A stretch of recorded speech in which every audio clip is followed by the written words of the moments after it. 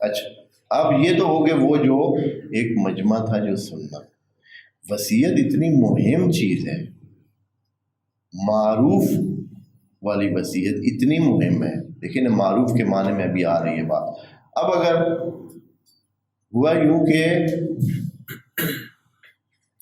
وصیت کرنے والے وصیت کار گیا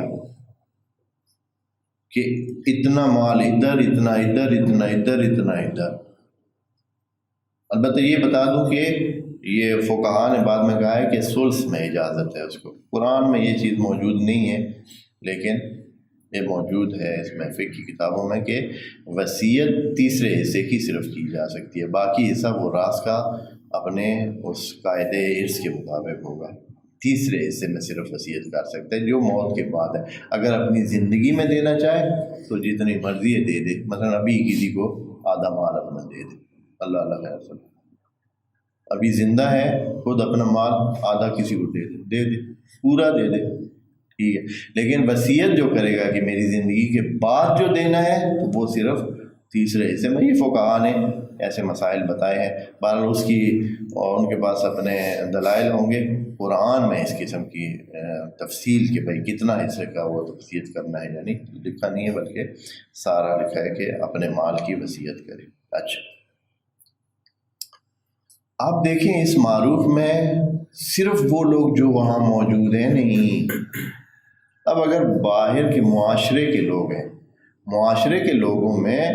یہ بندے نے کچھ بندوں کو بلایا، وصیت کی، اپنے طریقے سے کی، لیکن ایک باہر جو کہ معاشرے کا حصہ بندہ ہے اس کو پتہ چلا کہ بندے نے اس طرح وصیت کی ہے. کچھ بندوں کو بلا کر وصیت کی ہے، اور یہ وصیت اس طرح کی ہے کہ جس میں ظلم ہوا ہے. جو بیچارے زیادہ مستحق تھے ان کو مزید محروم رکھا گیا ہے. بنتا تھا کہ ان کو وصیت کرتا، انہوں نے خدمات کی تھیں یا سلسلہ کیا تھا، یا وہ ویسے اپنے حالات کے مطابق زیادہ مستحق ہے، لیکن اس نے کیا کیا ہے، کسی بھی وجہ سے وصیت میں موسی نے ڈنڈی ماری ہے. اب کیا ہے، آیا چھوڑ دیں، ٹھیک ہے بھائی جیسے ہو گیا ہو گیا، ہاں چھوڑ دیں تو بھی خیر ہے. یعنی ذمہ داری نہیں ہے، جیسے قرآن کی آیت کا یہ بتا رہا ہے کہ دوسروں کو بہت سا جیسے ابھی پتہ چلتا ہے کہ بھائی فلاں نے اس طرح کی وصیت کی ہے، سارا مال فلاں کو وصیت کر گیا، تو اب کوئی کیا کر سکتا ہے،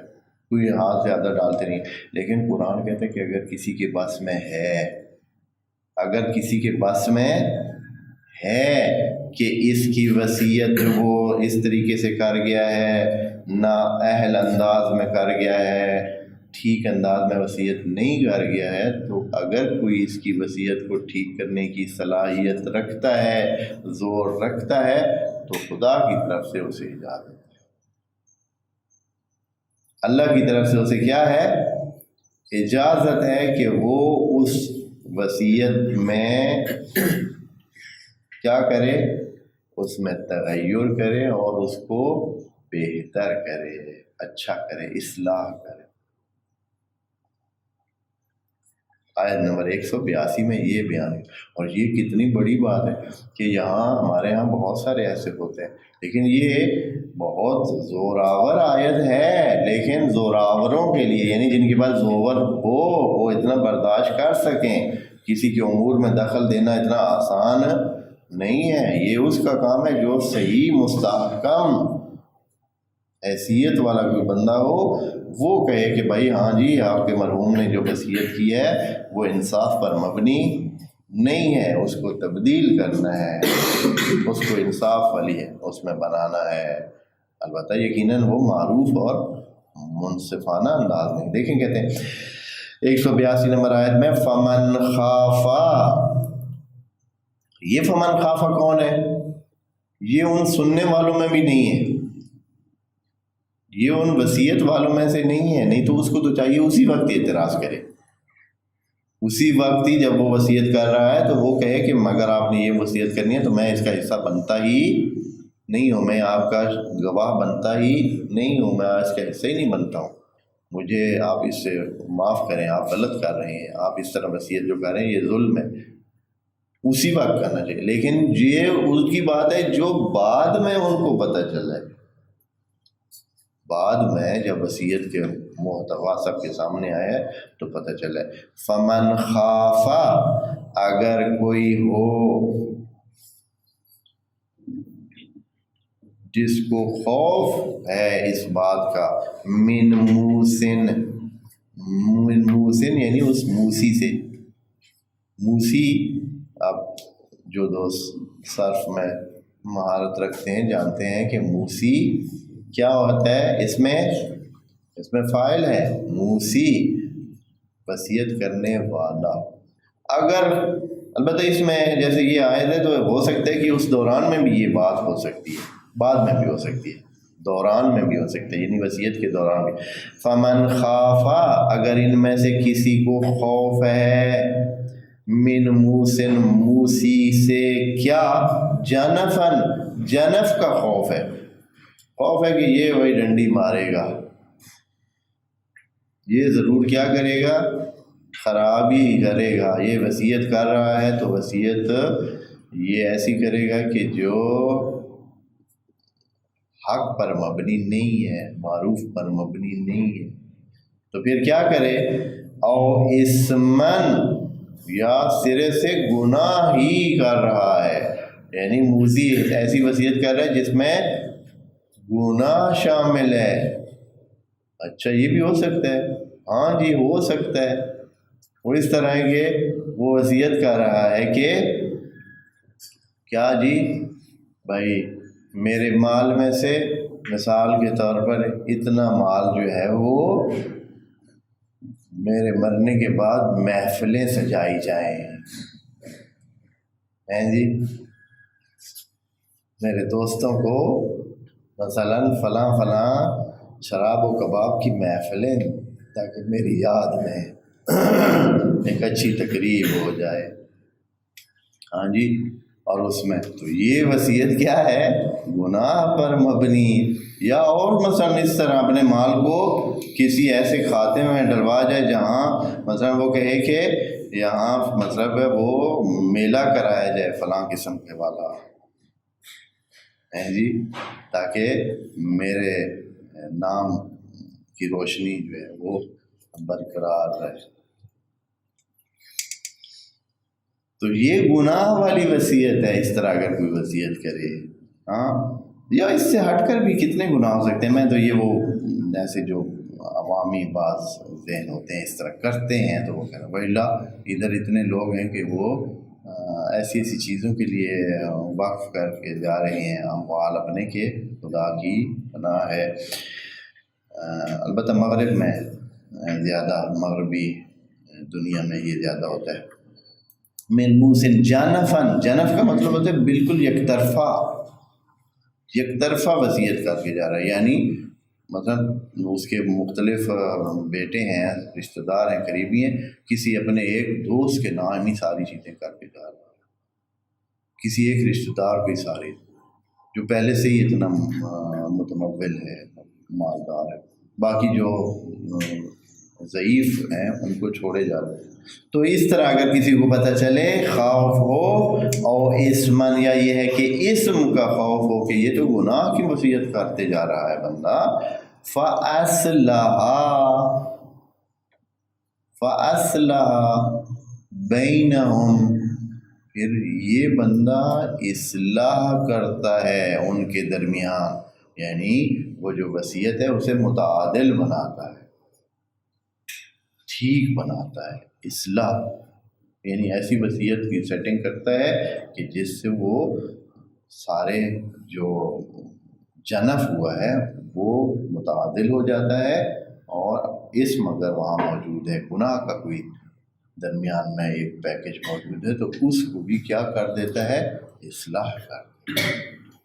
تو ان کے درمیان کار کر دیتا ہے۔ فَأَصْلَحَ بَيْنَهُمْ، تو یہ ان کی جو وصیت کے موارد ہیں ان میں کیا کرتا ہے، اصلاح کرتا ہے۔ فلا اسمال ہے، یہاں خدا کریم حکم نہیں دے رہا ہے کہ حتماً کرو،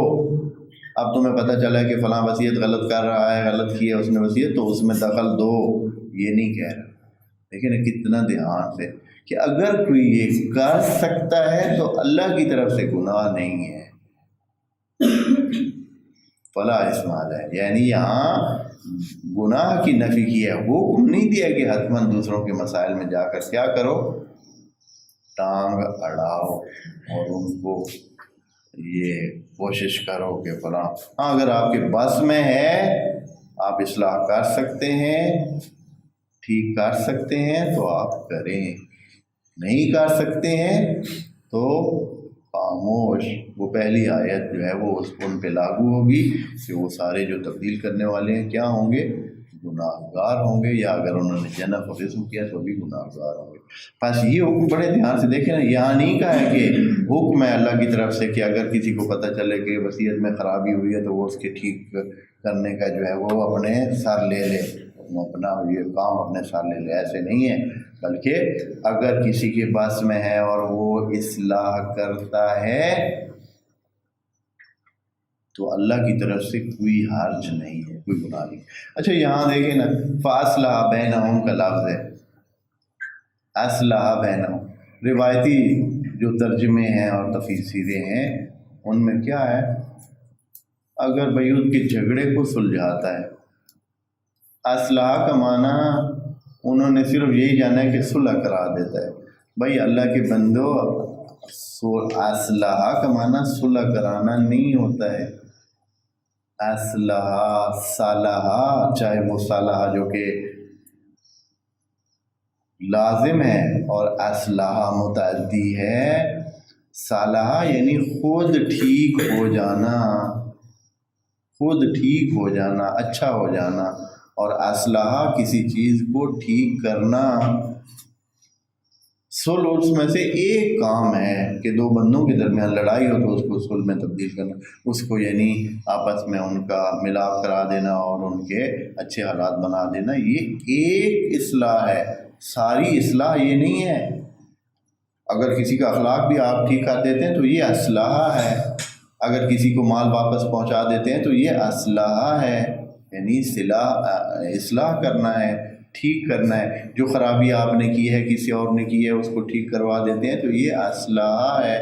تو یہاں بھی اس وصیت میں جو وہ گڑبڑ کر گیا تھا یا کرنے کا خوف تھا جس کا، تو اس کو یہ کیا کر دیتا ہے، اپنے زور بازو سے یا اپنے زور کردار سے، یا اپنی مقام اور حیثیت کو درمیان میں ڈال کر وہ اس وصیت کو متعادل کر دیتا ہے، اصلاح کر دیتا ہے، تو اللہ کی طرف سے اس کو اجازت ہے، کوئی گناہ نہیں ہے۔ یعنی اللہ کہتا ہے کہ اگر تو نے دخل دیا اور کل تمہیں مار پڑ گئی تو ہمارا ذمہ نہیں، دخل ادھر دو جہاں کچھ کر سکو، ہاں اگر کیا تو نے تو ہماری طرف سے گناہ نہیں ہے۔ ایسے نہیں ہے کہ بھائی ہم آپ کو کہہ رہے ہیں کہ جا کر ضرور کیا کرو، ان کے مسائل میں اپنے آپ کو الجھاؤ کا حکم نہیں دے رہے۔ یہ بہت دھیان سے دیکھیں نا کس طرح الفاظ ہے، فمن خاف من موصٍ، اگر کسی کو خوف ہو ایک موسی سے، وصیت کرنے والے سے، جنف کا، کہ وہ کہیں یک طرفہ ہی نہ سارا کام کر دے، اور اسمن، یا اصلاً وصیت میں